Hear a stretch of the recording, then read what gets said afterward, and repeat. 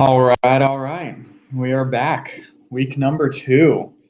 Thoughts About Nothing podcast. My name is Matt Fisherman. I'm your host. I'm joined as always by my co-host, Adam Mays. I think two in a row. I think we can call this a win streak. Is 2 a win streak or is 3 a win streak? No, we're going with 2. We're going with 2? All right. Lovie Smith has been chasing two straight, so we're calling it a win streak. Ugh, let's not even get into Lovie Smith. I don't even know what to say about our Bucks. I can't. It was a win, but good Lord, 10-6. Come on. I don't even want to talk about that right now. So we have a lot to get to this week, buddy. It was kind of a big week for sports, big week for non-sports stuff. A lot of big games coming up this weekend. So let's dive right in, huh? Feeling it? Oh yeah. There's a lot to talk about. I doubt we'll get to all of it, but let's get it going. Let's do our best. And I assume we are probably going to jump around everywhere, but let's actually, since it just came out today, the Cy Young with Keuchel, I will give you a moment to gloat about all of your Cubbies that are winning postseason awards right now. Well, I mean, yes, they got knocked out of the playoffs, but all very, very deserved awards. Bryant was definitely by far the Rookie of the Year. Yeah, that one was easy. That was like one of the biggest no-brainers ever. That was a layup. I think Joe Madden was a layup too. Had Terry Collins won the World Series, he probably wins it. But I think Joe Madden, no one expected anything from the Cubbies this year. But gets them into the playoffs, has the third best record in the NL. So Joe Madden was the easy choice there. And I really didn't think Arrieta would win. I thought they'd give it to Greinke because he had the stats all year. But Arrieta, the second half of the year, was inhuman. I mean, the guy was just a machine that could not be hit by anybody. You throw in the no-hitter.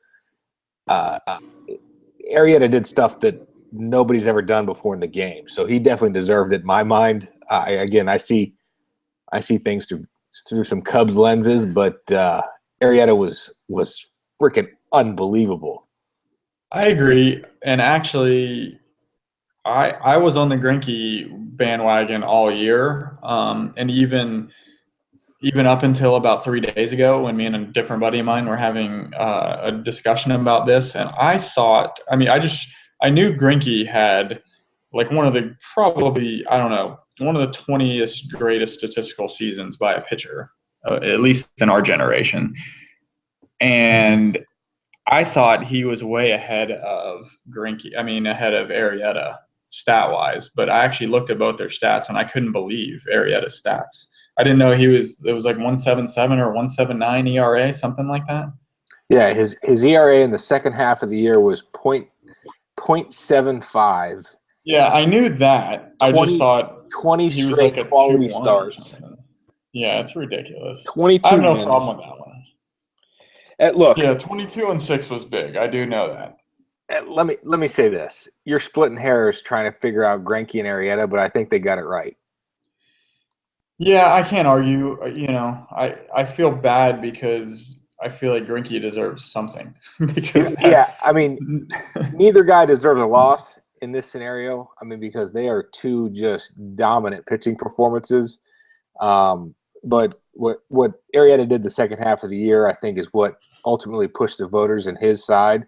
And Clayton Kershaw, he just didn't have the win-loss record. And again, I know that's been thrown out the window lately with all the analytics and the sabermetrics and all that garbage. But Kershaw was not a very distant third. He's still just an unbelievable pitcher. Yeah, I like how you just made up analytics. I don't know what that is, but that's it sounds good. It's an atomism. Yeah, I'm fine with it. One of those guys had to lose. They shouldn't have. The Madden and Collins thing, I think, is a lot closer than you think it was. I think, even though they had a great pitching staff, I don't think anybody thought the Mets were going to go that far. And granted, I don't know how much Collins had to do with it, but still. I think that one was a lot closer. You're probably right. I mean, you're probably right that it was probably a lot closer. But, I just know that the Cubs I think in the last 3 or 4 years they've had 3 different managers. They just had no identity. They had some youth, they had some talent, pitching here, pitching there, but you figured they would go out and buy Lester in the offseason. You're not sure how it's all going to mesh in year one with Madden, and then they go and win a ton of baseball games and just look like at times. I mean, there was a stretch there in I think it was August or September where they looked unbeatable. Yeah. So when their offense was clicking and the guys were pitching the way that they were, I mean, they were an unstoppable force there for a little bit. But the bats definitely cooled in the Mets series. Got the old sweeperoo. Yeah. Would you think David Price is a Cub next year? Everyone's saying that. I don't know. I mean, for whatever reason, left-handers have never done well in Wrigley. I mean, you look at Lester's stats this year. I mean, they're pretty pedestrian in terms of a guy that's supposed to be our ace, and maybe they're dwarfed because of what Arrieta did. But lefties just don't pitch well in Wrigley. I mean, there's a bunch of stats and this, that, and the other, but I don't know what it is. But it seems like the marriage of Price and Madden might be imminent. Yeah, if I had money on it, I'd bet on there. But all right, hey, it's enough about baseball. People are probably getting bored because it's football season. No, baseball's fantastic. Oh, we love baseball. Don't get me wrong, but it's football season, so the listeners out there, all 3 of you, might be getting mad that we're spending so much time on baseball. So let's dive into some football. Interesting, weird NFL weekend last weekend. Just crazy upsets. It felt like, Green Bay losing at home to Detroit. I don't even know how that was possible. Obviously, Cincinnati losing Monday. And then what we said going into last week was going to be the game of the week actually lived up to it. Giants, Pats. What do you think? I mean, that the Pats lose Edelman. They're 9-0, or are they not? Yeah, they're 9-0 now, or 10-0. 9-0. 9-0. Yeah, 9-0. They going undefeated? No, I don't think they're going undefeated. I mean, I think losing Edelman. I know that they've always got the mantra of next man up, but in consecutive weeks they've lost Dion Lewis and Julian Edelman. I mean, those are guys that lost were like their entire offensive line already. Yeah, that's hard to replace a guy like Edelman. I mean, he's basically the Wes Welker of that team, and I know Gronkowski's a big weapon in that offense. I don't know. I mean, going undefeated, it's hard to do. I just don't see it happening. I didn't see it happening last week, but they're 9-0. They like to prove people wrong, and they're the freaking Patriots. It seems like they never lose. Yeah. Yeah, I don't. They're just a weird team to figure out right now. I will say, well, first of all, Beckham's catch at the end. Catch or no catch? Honestly, I don't know anymore. I don't know what a catch is anymore. I don't either. Watching it live looked like not a catch to me. He just didn't do enough. And it wasn't even like the going to the ground thing, because obviously he didn't go to the ground. But like it seemed like he had 2 feet down, but really, as soon as the guy touched him, he knocked the ball loose. So like I didn't feel like it was a catch. Yeah, I don't think I agree. I don't think it was a catch. I mean, it was so bang bang. I think you give credit where credit's due. The corner made a hell of a play on it, and in that situation, Odell Beckham's got to hold on to that ball. Yeah, especially for my fantasy team, he really needs to hang on to that ball. Well, I mean, fantasy things aside, I mean, to take down the Patriots, you got to hold on to balls like that. Yeah, and that would have made it tough. But let me ask you this: when Brady gets the ball back with a minute, whatever, which a whole other topic was the atrocity of clock management the Giants did there. I think they ran like 4 plays in like 19 seconds or something somehow when they got into that first and goal situation. Any doubt in your mind Brady wasn't going to touchdown or lead him down for the field goal there? No, I mean, it's really just a matter of, well, you knew Brady was going to get him in position for the field goal. You never know. I mean, Gostkowski is, probably best in the game. Yeah, without a doubt. So, he was going to get him in range. And then so from there, it's like it's kind of inevitable. It's almost sickening. Yeah, and with all that being said, he threw a easy pick, the first pass of that drive, and the guy dropped it. But Yeah. And after that, I said they're definitely not winning this game because you can't drop a pick from Brady when you've got it in your hands. I mean, you can't give that guy a second chance. It's impossible. Yeah, and I didn't see it initially. I heard it from the other room, and I said, "Oh my God, Brady threw a pick!" Because I was thinking the whole time, "Oh my God, he's going to win this game. It's going to happen." Then it gets picked, and I was like, "Wow, I can't believe it." And then they show it dropped it, and it was a clear drop. But yeah, you can't give Tom Brady a second chance because he's going to take care of you. Yeah. So Pats win again. Moving on to just an ungodly performance. Ben Roethlisberger comes off the bench, comes back from the dead. Like, I think his broken in like 7 places right now, and somehow comes in and throws for 379 and 3 touchdowns and just kills the Browns. Is Ben Roethlisberger the toughest dude on the planet? Yeah. I'm pretty sure there's some UFC fighters that wouldn't want to face Ben Roethlisberger because they could beat on him for 3 hours and they would have no idea. They would just tire themselves out and die. I mean, it's amazing. Like, can't we send him over to like fight ISIS or something? Like that, I feel like they could set off bombs and stuff, and he'll just like shake off a body part and keep going. Like, he'll just eat it and move on. Like, it's incredible. Yeah, I mean, when I saw that Landry Jones was knocked out and Roethlisberger was in the game, I was like, what? I thought he couldn't walk, and here he is doing his thing. I mean, Roethlisberger, for being 6'6", 600 pounds of solid muscle. He moves fairly well for a big dude, and that's a big part of his game is getting his capability. I mean, I didn't watch much of the game.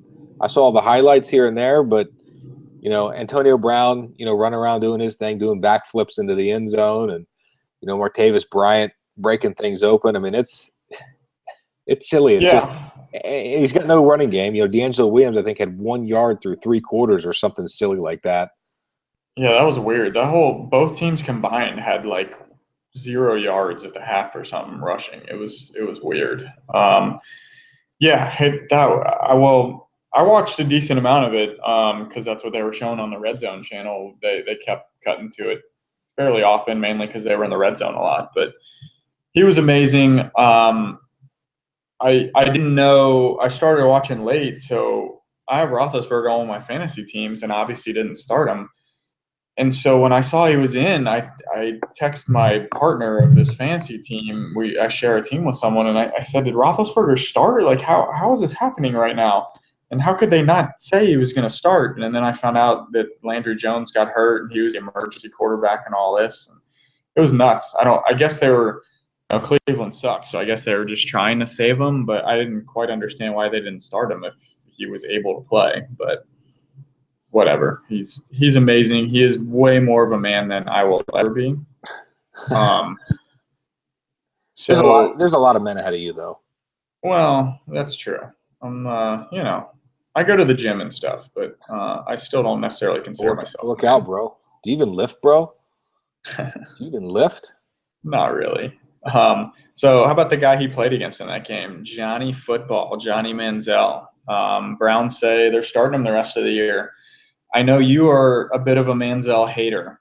What are your feelings on him right now? He's got a few games under his belt. I mean, he looked pretty good in the Pittsburgh game. I mean, I thought he did a decent job, had decent stats. Still got blown out of the water. I don't like a guy that's that arrogant. But don't you feel like he's changed a little bit? Yeah, but I mean, is it gonna stick? I mean, it's one of those things where it's like. First of all, I love it. I don't like new Johnny Manziel. I liked Texas A&M, just arrogant as can be. Like I've told you this before, but I liked when he did the money signs. I think after every touchdown, they should play Tupac, hit him up, and he should go middle fingers in the air. to the opposing team. I love that Johnny Manziel, and I think it would only make the league more fun. I think it's only good if he's that good, but I don't think he's that damn good. Yeah, he's not, which is sad. I'm glad they're giving him the rest of the year, though. I mean, that team's going nowhere, so what's it matter to start Josh McCown? I want to see what he does. To me, right now, he looks pretty decent. I mean, I know you're a Tebow guy, then I loved watching Tebow, and I think Tebow was a winner. I think he had very limited skills. I actually think Johnny Football has a few more skills than him. Now, whether he's a winner like him will yet, to be determined. But the only thing I don't like is he's very small. He seems to get lost kind of behind his line a lot, and I don't know how that affects his vision down the field and stuff. I don't know enough about that to know, but he reminds me a lot of Doug Flutie. Yeah, and he's had those small guy that kind of runs around, does all this. I mean, Doug Flutie was great about the improv stuff and was able to just find ways to win ball games. So Johnny Manziel seems like that type of guy. He hasn't won any ball games yet, but hey, we'll see. This is a TBD. We'll check back in a few weeks. He's going to get his shot, so I'm excited. I'm excited for the Manziel era. What can I say? Hey, teach their own. I could care less about anything going on with Cleveland sports or football. Yeah, me neither. So that's the beginning of an era. Let's talk about the end of an era. Good Lord, Peyton Manning. Where to start on this? Well, the good news, he broke the all-time passing record. That's fun. Yeah, I'm glad he got that out of the way because. Yeah, the bad news, like literally, he barely threw for more than 4 yards in that game. It was the worst. It was one of the worst quarterback performances in any memory. I mean, I'm talking Achilles Smith was like, what is this guy doing?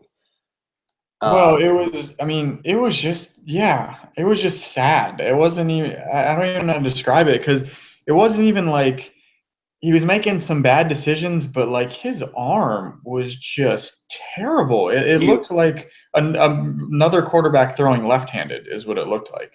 Do you think he's actually hurt? Yeah, well, something's hurt. I don't know about the plantar fasciitis, but I mean, something's wrong with him. Obviously, I mean, he just. I hope. I think the game was so awful that he was embarrassed. I mean, this is a conspiracy theory, but he was so embarrassed by the game they had to say, "Oh, well, he had plantar fasciitis or whatever the hell they're calling it." Yeah. Oh my it's God! Plausible, and if they are, then I mean, they more than welcome to. He should make excuse of it. I mean, he's done so many great things. Like it's sad to see him go out like this. So I don't even mind him using an excuse to kind of sail away. If I'm a Bronco fan right now, is Brock Osweiler? I think he might be an upgrade at this point. What I mean, right? Manning's got 9 touchdowns to 17 interceptions. I mean, he's not winning any football games for the Denver Broncos right now. Jesus. They've got the Jay best. Cutler thinks that's atrocious. It's bad. I mean, and it's like a light switch went off. He went from being, I mean, last year it was still top 2 discussion with this guy. It's always been the Brady Manning thing.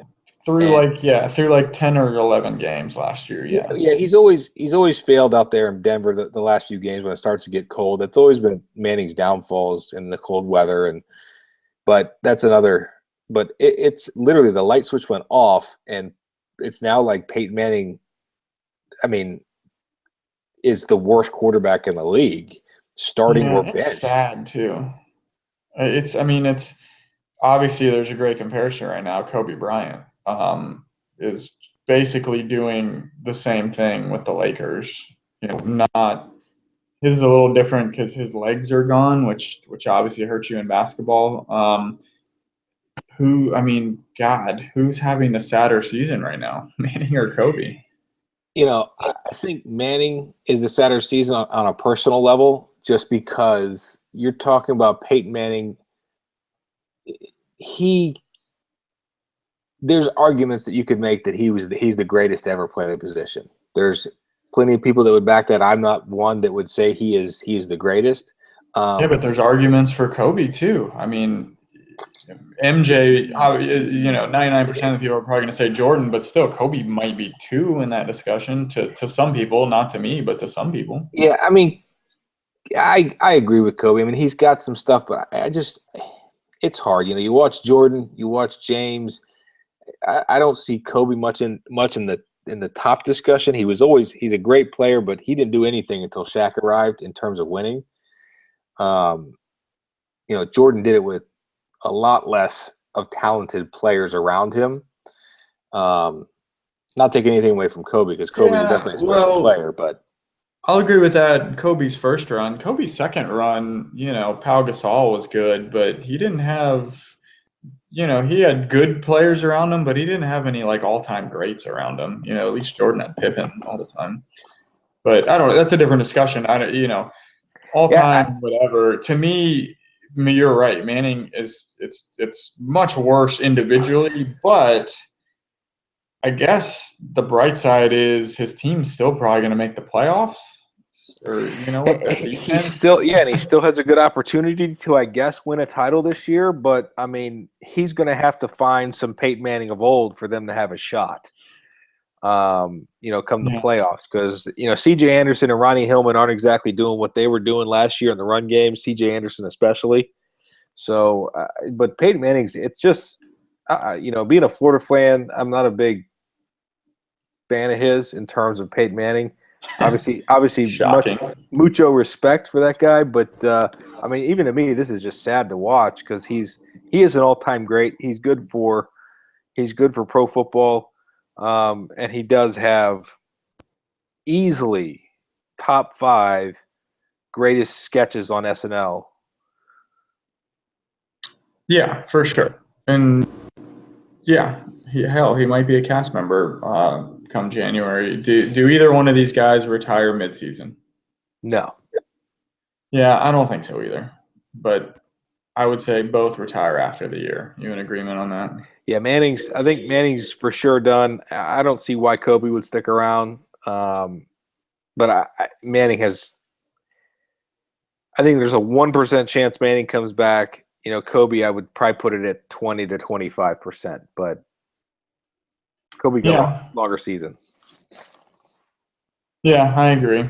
All right, it's too depressing to talk about anymore, so let's move on. I hate that Peyton Manning's bringing me down again. The hell.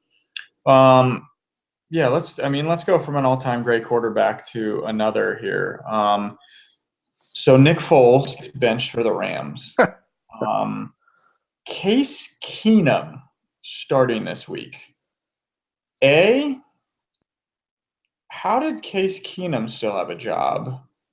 B, how many quarterbacks are sitting at home or backing up on a different team are pissed off that Case Keenum is starting for a team that has Todd Gurley as their running back? Go. I had no idea he was in the league still. He is the pride of Houston, though.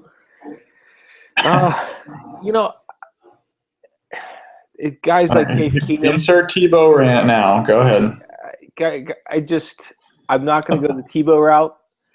Even a guy like, I think there's plenty of guys out there that, you wonder, how does this guy not have a job when Case Keenum still has a job? Well, let me ask you this before you even answer. If you're in Rams, the front office, is there like you're going down like a phone list of guys that are available? Like, is Brett Favre on your list? Like 74-year-old Brett Favre sitting in Wranglers? Like, couldn't you maybe give him a call? Like, is that an option? I mean, at this point, call Jeff George or Vinny Testaverde, even to those old bastards. Oh, hey, you bite your tongue on Vinny. That guy can play. Hey, Vinny, forget about it. No, literally, all he's got you hand off to Gurley 35 times. You have to really make – they have Tavon Austin, who he does like a little bit of everything. You throw little screens to him. I mean, you're asking a guy to throw like 5 balls like down the field or kind of intermediate throws. Like you're telling me Brett Favre can't do that right now? I mean, Favre might be able to do it, but I think he's pretty happy being in, deer hunting season.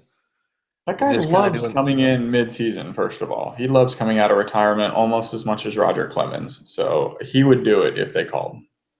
Well, I mean, there are some serviceable quarterbacks that are free agents. Um, Nothing great, but you've got a Matt Flynn or a Rex Grossman. There's look. I didn't say it was pretty, but these guys. I mean, for Case Keenum, I mean, come on. Yeah, no, I don't know. So I don't know. I'm off the Rams now. I as much as I love Todd Gurley, my erection is still growing for Gurley. I can't get behind Case Keenum or Nick Foles or whoever the hell they're going to throw out there. I can't do it. Do they still have Brock Berlin by chance? I know he was there at one time. I don't. I think Brock Berlin is at home. I don't know what he's doing. I mean, there's even a guy like, I think he's terrible, but even Christian Ponder, I think, has more talent. That's wouldn't be the worst fit, actually. Yeah, so I just think there's a lot better options out there, but whatever. I don't make these decisions, so good luck, Rams. Don't waste Todd Gurley's career like you wasted Steven Jackson's. Yeah, agreed. And I've written them off for the season, so that's that. Last football thing or pro football thing I want to get to. Did you happen to see J.J. Watt's post-game interview Monday night after the game? Yes, I did. A little BB gun. You're gonna shoot your eye out. What do you read anything into that? I mean, do you think it's everybody's making a big deal out of it. Andy Dalton made a huge deal out of it. He kind of cried a little bit. Dalton was all butthurt about it, and I'm like, dude, come on. The guy's just having some fun, and Dalton's getting into like, well, J.J. Watt's he's a role model and this, that, and the other. I'm like, J.J. Watt's having a little bit of fun. Like, I thought it was classy trash talk. I thought it was hilarious. I thought it was absolutely funny. Here's my thing. If you have a problem with something J.J. Watt said, you just keep it to yourself, because J.J. Watt is possibly the greatest freak athlete on this planet. He haunts people's nightmares. Yeah, I don't want that guy mad at me. And to be quite honest, he was right. Like, Dalton had a classic Dalton game there. He was not great. I know he had some drops from his receivers, but 6 points against that crappy defense. I mean, come on. Yeah, Dalton definitely had the classic Dalton game. I mean, and what's he now, 1-4 against the Houston Texans with 2 losses in the playoffs. So yeah, it's not good. Yeah, I mean, even T.J. Yates, who they just pulled in off of free agency, comes in, throws the game-winning touchdown. We're talking prime time. I mean, Dalton just craps the bed in prime time. I mean, was it last year or 2 years ago? He had like that 4 or 5 pick game on Thursday Night Football and was so bad. And it's making me rethink everything, because he's not giving me any confidence come playoff time. I'll give you that, which we'll actually go into now. We do our Final Four predictions. I actually wanted to do since everything's starting to get figured out with these wild cards. Let's see. We can agree on AFC East is locked up, Patriots, right? Yes. I'm going to say AFC North is locked up with the Bengals. They have a 3-game lead. I still think they win that.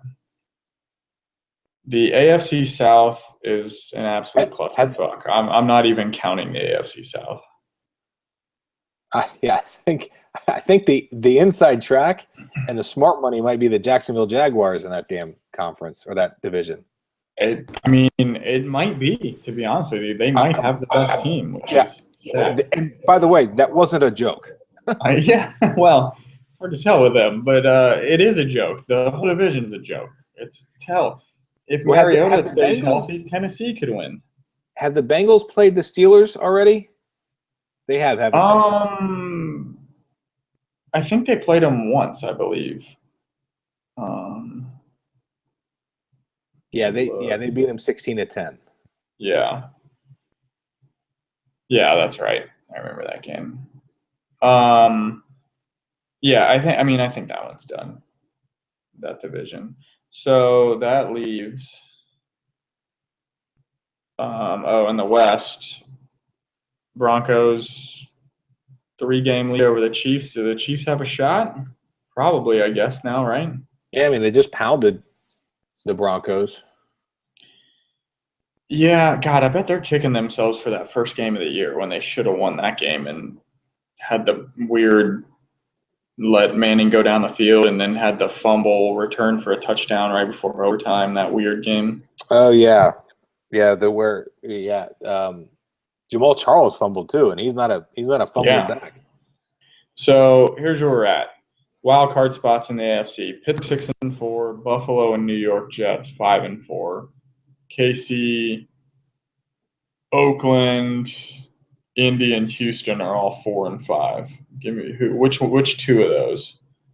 I'm assuming we're going to say the Steelers, right? Yeah, as long as the Steelers and Ben Roethlisberger can get to the playoffs in one piece, I definitely say the Steelers, even with Bell being gone.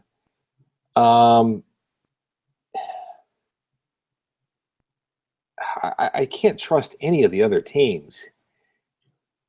I'll probably say I'm probably going to go with the Kansas City Chiefs, only because they've got steady quarterback play.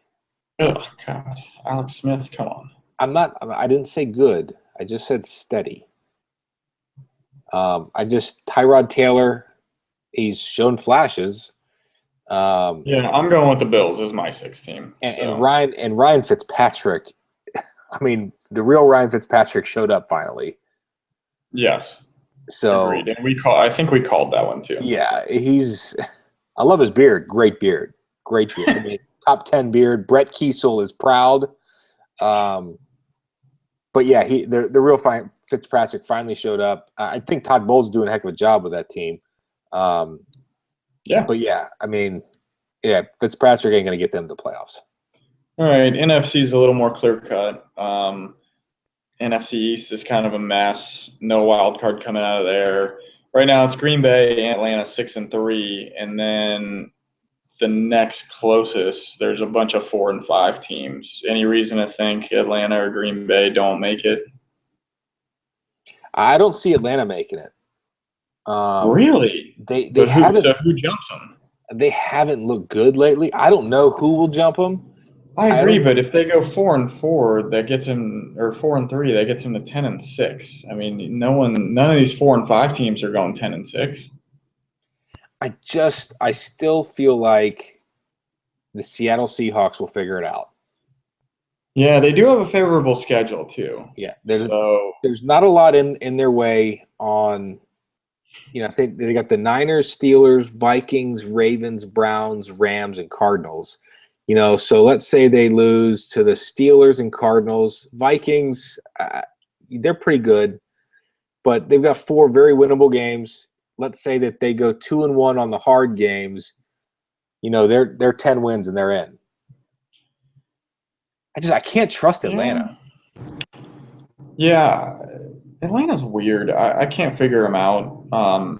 I'm starting to think Matt Ryan just maybe is not that good. Maybe he just is what he is. He's kind of just a mid-level quarterback. You could talk me into Seattle. I'm still gonna say Atlanta makes it, but we'll see where we are next week.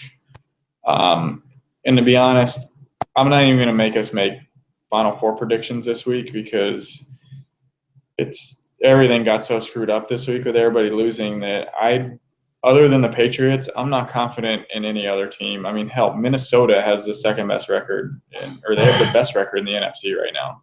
No, Carolina's the best. They have the second best record in the NFC. Minnesota could be getting a bye in a home game. The world is upside down right now. I don't know what's happening. That seemed weird, just you saying it. Yeah, I didn't want to believe it.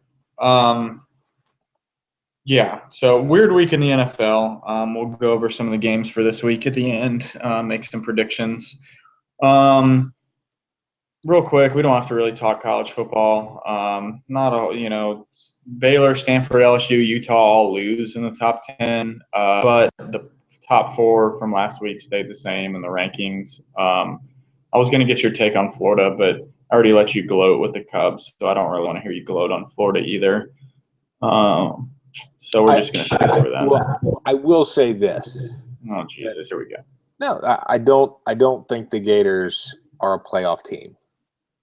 Well, they're either gonna get their chance. If they beat Alabama, then they're in. If they don't, which they're probably not going to, then they're out. So there's no use even talking about it. It'll get solved on the field. Well, same with all these Big 12 teams that play this week. I absolutely agree, but yeah, I still don't think that they'll find their way in. Even if they beat Alabama, they absolutely will. No, they will. But I'm saying I don't see us. We have to beat Florida State. We have to beat FAU, which we should do. Beat Florida State and Alabama to get it in. I just don't see. Look, Florida is a good team, but they're not a playoff team yet. I just hope we don't lose to Florida State. Yeah, well, we get to talk about that game next week. Let's see. The biggest kind of event this weekend, Ronda Rousey just got the shit kicked out of her. Literally.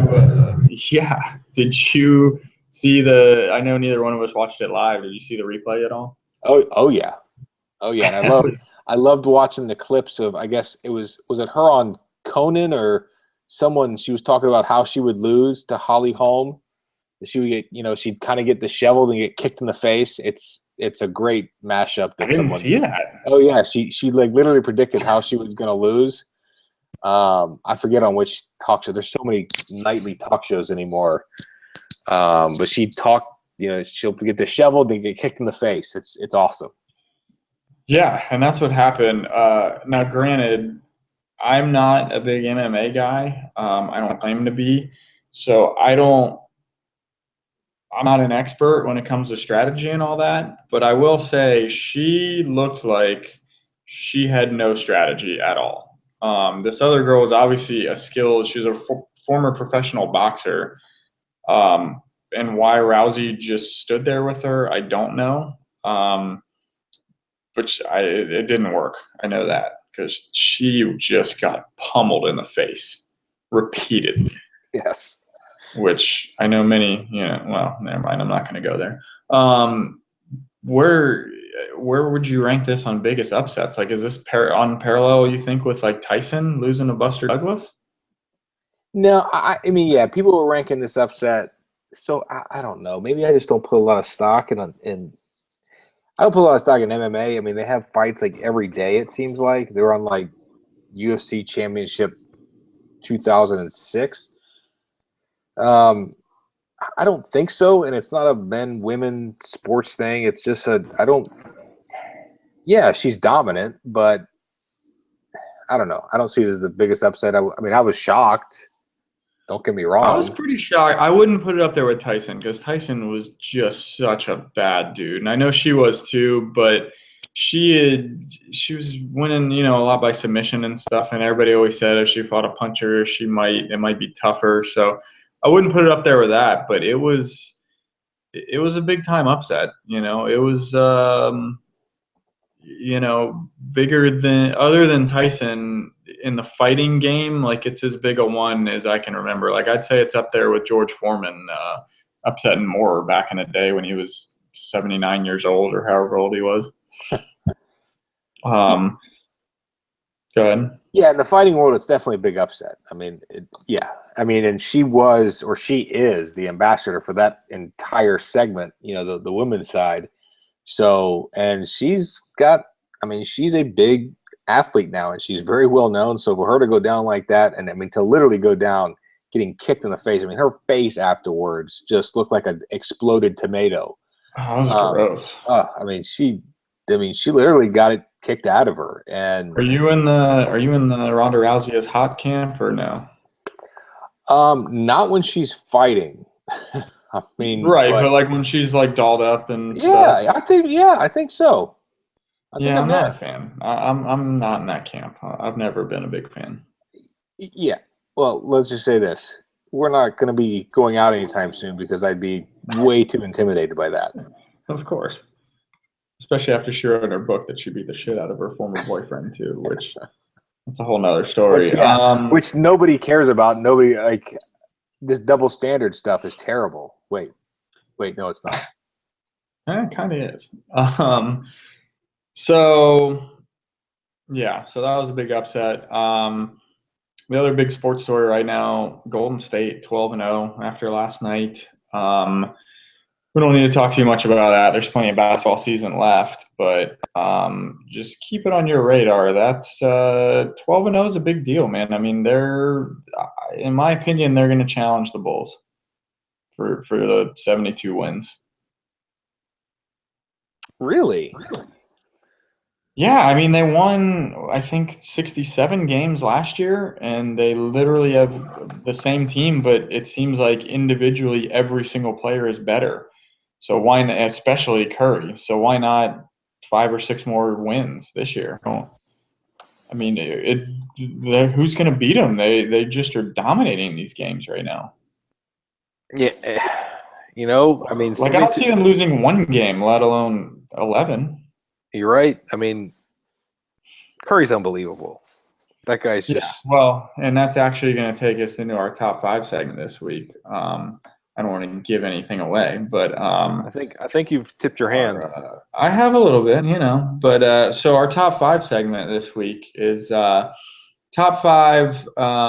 We're going to call them must-watch guys, which basically to me, like, let's say you're at home Saturday night and you're flipping through the channels or on a Sunday, whatever, and you're flipping through the channels and all of a sudden you come across this player, or it could kind of be a team, but mainly an individual player that has to do with that team, that you go, shit, I got to put the remote down, I got to watch the game. Did you come up with a top 5 list for this, buddy? Yes, of course. Of course, it was my homework assignment. Are you going to do it? Are you going to do it the right way this week and start with number 5? Yeah, but you're going to start this week. I'm not going first this time. All right, I can do that. So my list right now, being a former baseball player, I really wish I had a baseball player on this list. Unfortunately, I didn't. To me, in baseball, it has to be a pitcher to get me to really be like a must-watch. And if it's not the Rays, you haven't even started, and you've already angered me. I know. I knew this was going to go this way, but it's got to be a pitcher. Like back when Pedro was pitching, I would watch any game he pitched in because I didn't know what would happen. To me, there's just not that guy right now. Arrieta was that guy late in the year this year for me, but I'm not putting him on this list because I got to see it for a whole season. I'm still not tuning on the channel early next year if Arrieta's pitching. So I had no baseball guys. So my list starts number 5, LeBron James. Still just he's a freak still, and I still think he does things on a nightly basis that no other NBA player does. I don't think he's the best basketball player in the league day in and day out anymore, but I still think he's just such a freak athletically that you just have to watch him. It's fun to watch, and I sort of root against him a little bit because he's so good, so it's kind of fun to have that dynamic too, watching games. So that's my number 5. Okay. My next 3 are all quarterbacks in the NFL because I'm a huge quarterback guy. And I apologize to Todd Gurley. He doesn't have enough games under his belt to make this list. But my number 4 is Aaron Rodgers. That dude just throws a ball like I've never seen anybody throw a ball. It's just this year he's gone down a little bit, but especially when he had Jordy Nelson, like it's just like watching freaking Roger Clemens with a fastball just paint corners. I mean, that dude is just unbelievable to watch. And really, all 3 of these quarterbacks in my name could be you could interchange them all. But for me personally, number 3 is Tony Romo. And it's almost the train wreck factor a little bit with him still, even though he's grown out of that a bit. It's still kind of at any moment he might do something really stupid. He's kind of like the last gunslinger, if you will, in the league. You probably hate that one of mine, but No, I actually like that one. I mean, that's actually a good one, I think, because like you said, entertainment value. It's not just because he's good, which he is, but he's just got that history where there's a little train wreck factor there. yeah, but he gets such a bad rap. I think Tony Romo is one of the best quarterbacks in the league. I mean, look at Dallas has no clue how to win a football game without Tony Romo. And they started the season with him. DeMarco Murray gone. Who cares? They're 2-0. They're looking like they're going to be a 13-win team again. And you take Romo out of the equation, and it's like 2-7. They can't. I mean, granted, they're running Matt Castle and that other idiot Brandon Weeden out there. So those are two guys that shouldn't have jobs in the NFL. But Romo, that's a good one. I like Romo. Yeah. Yeah, I agree. And I just think he's very entertaining. Just his style of quarterbacking is super fun to watch. Yes. Number 2 for me, Tom Brady. He's just you're literally watching the greatest ever to play his position, in my opinion. So anytime he's quarterbacking, I just have to watch. It's amazing watching him go up to the line and change plays. It's amazing how teams try to do everything against him, and he knows exactly what's coming, whether you blitz him, whether you're zone. He just always knows, and it's just amazing to watch. Yeah, you can't go wrong with Brady. Yeah. And then my number 1, which obviously I tip my hand, but and I wrote about this on our website, which is thoughtsaboutnothingpodcast.blogspot.com. Oh, shameless plug. Shameless plug. There it is. And I'm going to try and write an article or 2 a week on there, so people can go check those out. But Steph Curry, to me, is just a whole different level right now. And it's something we've never seen before, in my opinion. Like, we've seen scorers, but he's averaging 34 a game right now, and literally he has unlimited range, and he always has the ball in his hands because he's a point guard. It's just unreal. Like, anytime I see a Golden State game's on, I have to flip over to it, and he's playing for whatever reason with this chip on his shoulder this year. Like, last year was a fluke or something with his MVP and the title, but he is just carrying that team, and he's unguardable, absolutely unguardable. You put together a pretty good list there. I've got a little bit different of a list, but all right. Well, that's good. We should disagree on or just have different lists. Well, I actually had Curry, Trout, Bryce Harper, that is. Mm-hmm. Oh, that's a good one. And Jordan Spieth, just outside of my top 5. Oh man, I didn't even think about golf. God, that's a good one. Yeah, and so I've got number 5. I'm gonna go the right way this time. Number 5, I've got Ricky Fowler. Spieth is a better golfer, but when I watch, I want to know where Ricky Fowler is. I think it's the Puma gear. Big Puma guy, but yeah, I love Ricky Fowler. I like to know where Ricky Fowler is. I want to know what he's doing, and he's the first guy I look for, and I look for the Adam Scotts of the world and Jordan Spieths and Jason Days of the world, but Ricky Fowler's the guy that I like to watch. I'm happy you put him there. Yeah, number 4, I've got J.J. Watt.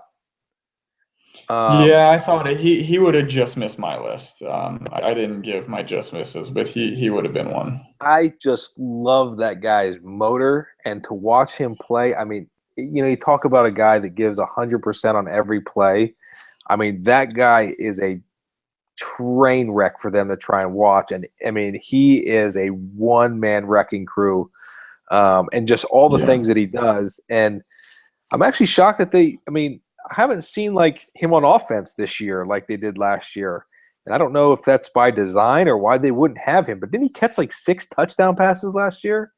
Yeah, he was great, and I'll tell you what, that is the reason I didn't have him on my list, is because that offense is unwatchable to me. So I can't watch him play defense because then I'd have to flip off for the offensive plays.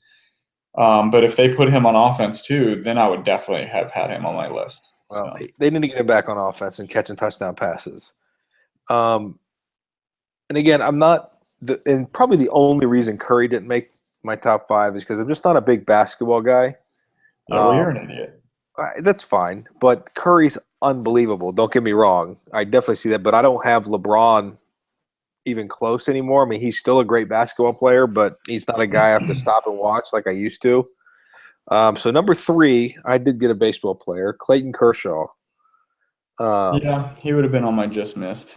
Yeah, I love pitching. I mean, I don't have like the guy that I would typically watch, but Kershaw is just a dominant force, and he makes lefties, righties, all of them look silly.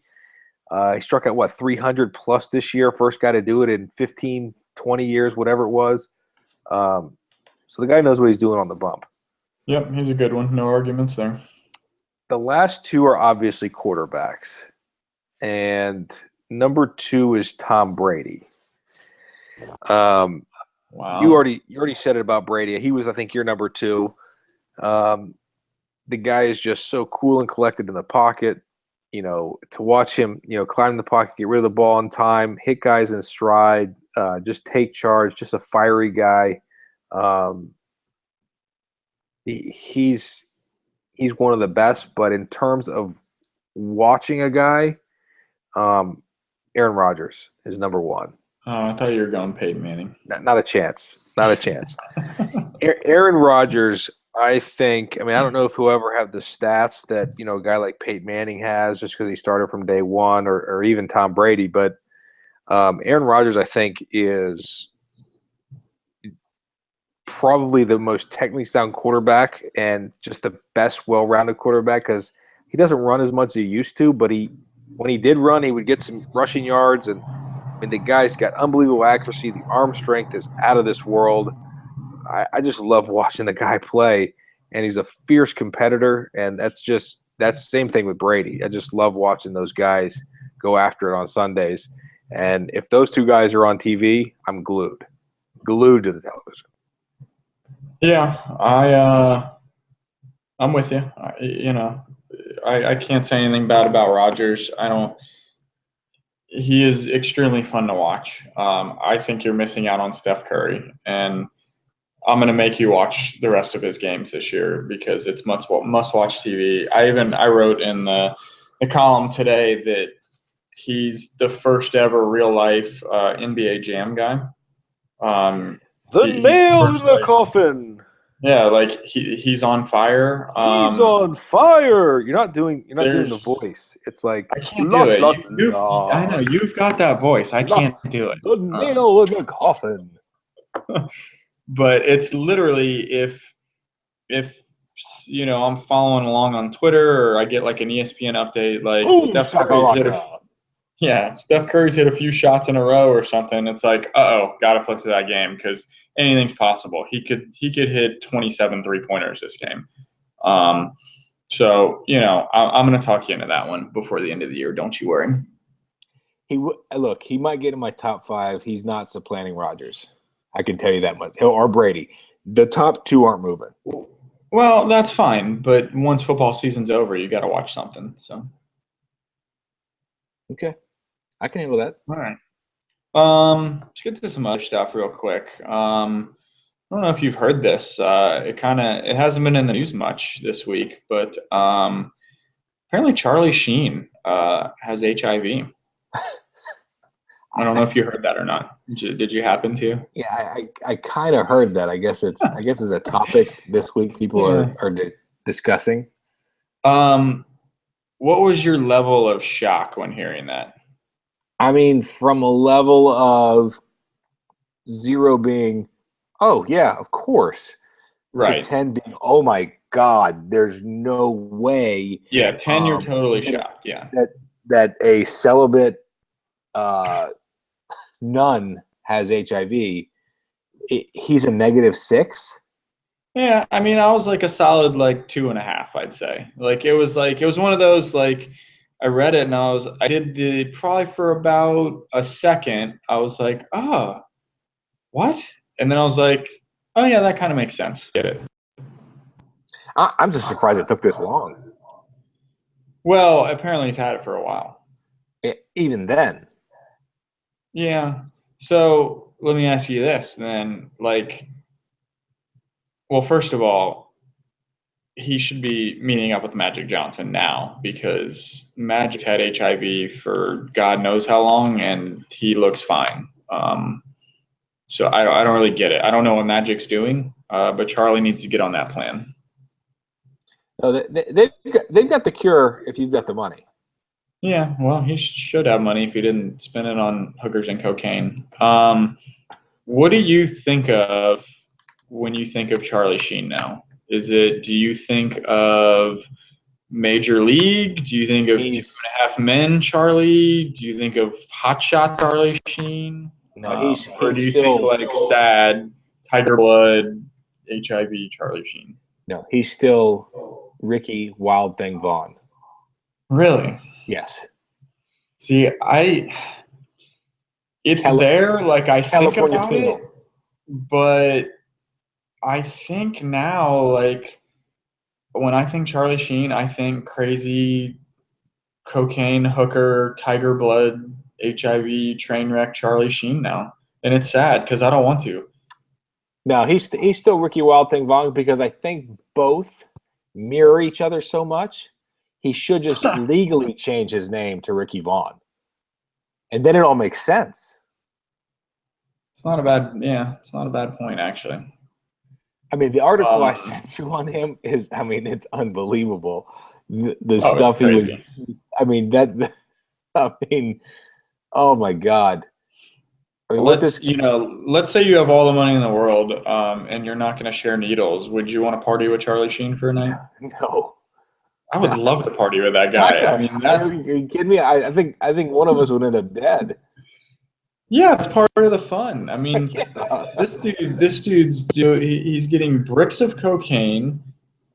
He's getting trannies. He's getting regular hookers. He's getting Viagra apparently by the dozens. I mean, like this dude's partying, man. He is how he's alive, who knows? I think we've been doing it all wrong. Well, I mean, like I said, Charlie Sheen, I mean, that guy, he has Tiger's blood. I mean, there's no doubt in my mind anymore. I mean, with these stories coming out with the soccer mom, Madame, and all that stuff, and he's... I think it's Madam, not Madame. Madame. Tomato. All right. I had a lot of other like pop culture stuff, if you will, to get to that we just don't have time for this week. So we'll save it for the next week. I do have one thing, much like Charlie Sheen and his HIV. I do have one thing I want to get off my chest. Wait, you don't have HIV, do you? No, not that I know of. It's possible, but no, I don't think so. I do have something that you're probably gonna hate. But I feel like this is a safe place to talk about this. I am really, really, really, really liking the new Justin Bieber songs, and I'm not afraid to admit it. They're really good, and when they come on in the car, I tend to dance to them and sing that loud. Thoughts on that?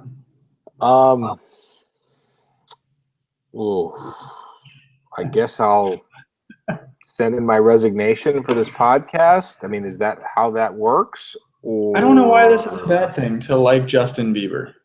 It's a bad thing. We all admittedly like Justin Timberlake, right? Oh, don't do that. Oh God. I'm not. No. Oh, I'm not comparing them, but you just paralleled JT with Bieber. This is unbelievable. But here's what I'm saying: the new Justin Bieber songs are not too dissimilar from Justin Timberlake's "Sexy Back." I don't even. They're in the same mold. Yeah, because they're all pop songs, but Right. Okay. And I'm not saying I'm a Bieber fan like of him. I'm just you're a saying these believer, whatever the songs. hell they call him. I might be a believer now. I'm believing in Justin Bieber. You have a tattoo of him on your back, don't you? Not yet, but there might have been some artwork done. I'm just saying. I don't know. I don't know where to go with this information. I really don't. I feel like we should have an intervention. We should sit you down and really play this music for you and let you listen to it and cry and just get it all out of your system, because this is not right. You are in your 30s and you like Justin Bieber. This is not this. It's unnatural, Matt. This is supposed to be a safe place. I'm supposed to be able to share my feelings. You could have said that you were into bestiality. I would have been more okay with that than I am with this information. I've got to rethink my whole life and the world and all the things to come to me tomorrow now. Hey. I mean, I won't wake up tomorrow. Pigs are going to fly. I don't understand. Sorry, I'm not sorry, bro. Well, I don't even know what that means, but all the kids are saying it now. So I don't even know the kids were saying that. So that's how far gone I am. Yeah. So far gone. Well, hey, I'm not ashamed. I hope we can still be friends. We'll still be friends. I felt like it needed to come out. I've been hiding it for weeks now, and I felt like it needed to come out. Well, I'm glad you're able to come out of the believer closet. I am, and when we edit this podcast, I will be paying us off with the new Justin Bieber song. So, oh no! You just killed our one listener. He's gonna abandon the show. Yeah, well, hey, if you don't like JB, then I don't care, buddy. JB. Well, okay. He was in the Zoolander 2 trailer. So that's one of the things I wanted to get to. We're not gonna have time because we could spend a whole podcast talking about that, and also Top Gun 2, which is a thing now. We're gonna talk about that next week. We're not gonna have time, dude. We're probably gonna do no sports next week and just talk about Zoolander 2 and Top Gun 2. I can't sit on Zoolander. I just watched it today, and I can't sit on this. I can't be contained.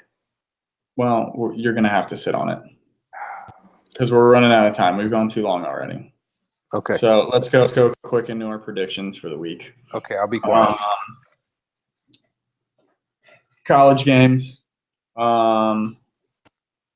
TCU at Oklahoma is it's kind of a Big 12 week this week. So TCU at Oklahoma, couldn't find a line on this. I don't know if there's one now, but who do you got real quick? I've got Jacoby Mugatu. Get off of Zoolander. Okay. I have Oklahoma in that game. Yeah, me too, and I don't even have a reason why. Baker Mayfield. Heisman. Sure. Baylor at OK State, the other big. By the way, both of these are like loser leave town games for the Big 12, pretty much. OK State. I'm going Baylor. I just don't think Oklahoma State can be undefeated. Well, they still got to play Oklahoma at the end of the year. I want that game to be this mecca of Oklahoma. Yeah, I'm over it. By the way, that game was a pick 'em, by the way, so that's no line there. Then the biggest game, Michigan State, Ohio State. Ohio State, 13-point favorite. I'm taking Michigan State on the points. I think Ohio State wins the game, though. Same. Couldn't agree more. All right, 13 NFL. points is a lot. Oh, it's a ton for two fairly evenly matched teams. Yeah, I mean, Cook's playing. It's not like Cook is dead, right? I mean, is there something we don't know? Yeah, he might be dead. He went out last week but came back in, so he should be okay. All right. Packers at Vikings in the NFL now. Game for first place. Vikings could have a 2-game lead. This was a pick 'em last I checked. Packers. I don't see them losing 4 in a row. RELAX. Relax. I'm with you, Packers. Redskins at Panthers. Kirk Cousins, a little frisky. Carolina by 8.5, by the way, in this game. Panthers win that game and cover. Redskins on the upset, my friend. Kirk Cousins, I'm all in. Kirk Cousins, Justin Bieber. Yeah, you can remind me of this next week. Yeah, I'm going to say those pain meds are not favoring your brain. Yeah. The viewing public didn't get to hear that I'm on pain meds because I messed up my knee today. All right, biggest NFL game.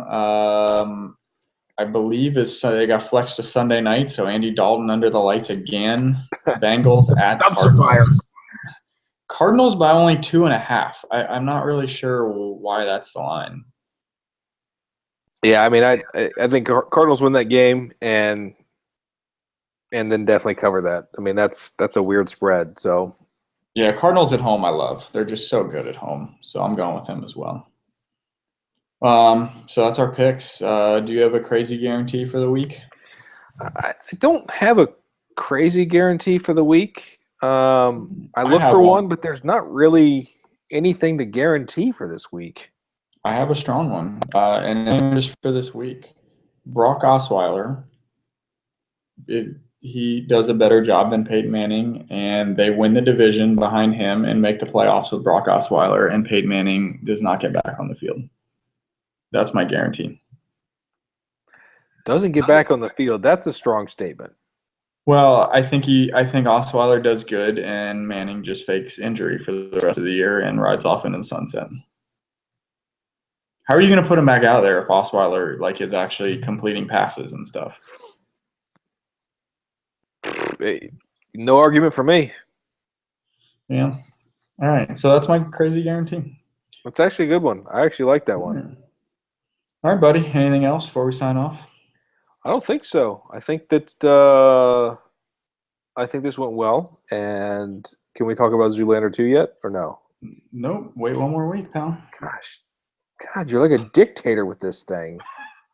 I don't know. Maybe we'll have to do an emergency podcast tomorrow or something. I got to get it out. All right. As always, you can find our podcast on our website, thoughtsaboutnothingpodcast.blogspot.com, or you can find it on SoundCloud and hopefully iTunes soon. Still haven't gotten it up there, but hopefully it'll be up there soon. So that's it for this week. It's been a pleasure, Adam Mays. Prestige Worldwide. Well, yeah, we're just going to leave it at that. We will talk to you guys next week. All right, thank you. Bye.